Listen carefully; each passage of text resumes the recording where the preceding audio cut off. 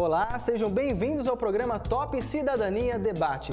E hoje, no nosso quadro de estreia, nós vamos tratar de um assunto que é de interesse coletivo, o jornalismo e comunidade. Aqui em nossos estúdios, nós estamos com os acadêmicos do terceiro ano de jornalismo, a aluna Jaqueline Lubaski e o aluno André Santana, além da nossa convidada especial, a jornalista e professora Ana Maria Barbosa. E eu já inicio o debate de hoje, o bate-papo de hoje, perguntando, professora, o que seria a junção de jornalismo junto com a comunidade? Como acoplar tudo isso numa questão só? Bom, na verdade, essa seria a junção ideal, né? A função do jornalismo, inicialmente, do meu ponto de vista e do ponto de vista que a gente tem abordado, principalmente aqui na universidade, é do jornalismo com esse viés comunitário, né? Então, o ideal seria que fosse um casamento perfeito, permanente, né? Mas é um casamento em construção, vamos dizer assim, que nós estamos assim meio no namoro.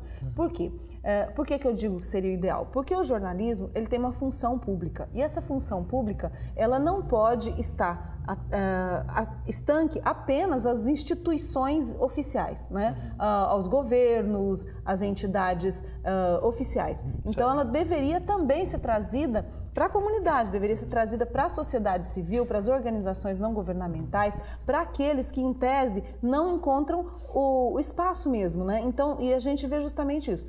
O serviço público que o jornalismo deveria prestar, né, que ele deveria ter, que seria o caráter principal do jornalismo, ele fica restrito, na maioria das vezes, às esferas de poder econômico, poder político, né?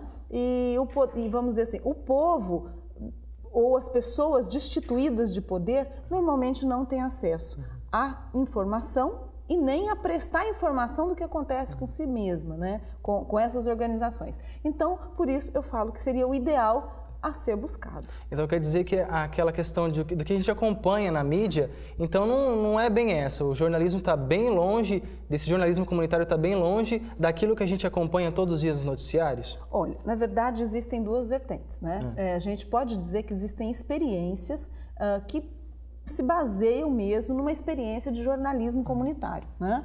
Elas normalmente são iniciativas de comunidades, de associações de bairro, de favelas, né? De associações de favela. Tem alguns grupos muito importantes assim que mantêm meios de comunicação, né? Como a Central Única de Favelas, voltadas ao jornalismo comunitário, né? Agora, por outro lado, é isso que a gente está falando, existe também uma situação de rótulo do jornalismo comunitário. A grande imprensa, né, a mídia de massa, ela acaba se dando esse rótulo de jornalismo comunitário quando ela presta serviços, quando ela traz alguns benefícios para a comunidade, quando ela ouve a comunidade nos seus anseios, né? Quando ela denuncia questões assim mais pontuais de bairro, por exemplo, buraco de rua, problemas de postos de saúde, problemas de escolas. Ela se chama comunitária por isso, até pela promoção de eventos, campeonatos que envolvem a comunidade, ação global, como é feita pela Globo e algumas emissoras, né? Elas chamam isso de comunitário. Mas a grande discussão é a produção. Quem produz? Quem faz esse jornalismo comunitário, né? E aqui é um grande desafio, uma provocação para vocês, né?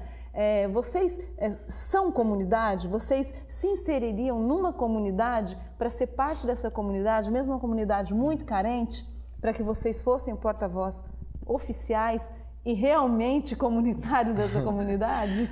Ana, o que a gente percebe mesmo, que deixa assim, bastante assim, estampado em relação ao jornalismo comunitário, que dá a impressão que, quando se fala jornalismo comunitário, dá a impressão que só são pessoas carentes, né, pobres. E, na verdade, eu acho que o jornalismo comunitário não é bem isso, não é só isso. Poderia ser mais, né? E o que a gente percebe hoje na mídia não é isso. Quando você vê um jornalista comunitário, a pessoa está lá reclamando do buraco, como você falou, do lixo, da falta de médico no hospital. E talvez não seja só isso. Seria buscar assim, a área cultural, né? Como assim, festas, comemorações, enfim. Tá. O que acontece é que, inicialmente, vamos definir o que é comunidade, né? Comunidade seriam grupos de pessoas, né, vivendo num espaço comum, né, onde elas desfrutam de anseios comuns, né, de problemas e de paixões, de questões comuns em todos os âmbitos, enfim, né, de sonhos. Não Mas são só as questões. É interessante falar que dentro dessa comunidade existem as várias classes.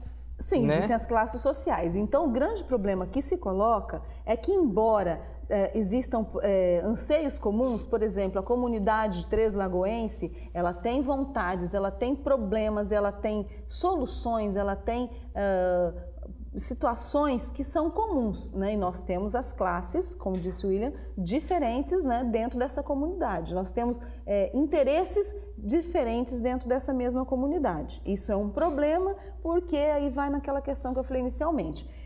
Para quem é produzido, quem detém os meios de comunicação e quem produz os meios de comunicação, o que veicula nos meios de comunicação, né? Então é aí, Jaqueline, que a gente começa muitas vezes considerando como comunitário o problema das classes destituídas, né?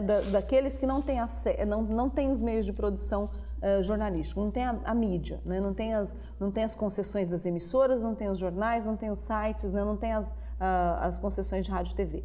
Então, essas pessoas, elas têm as necessidades emergentes, né? Assim, emergenciais, vamos dizer, não emergentes, emergenciais, que são essas necessidades de prestação de serviço público mínimo, de atendimento público mínimo.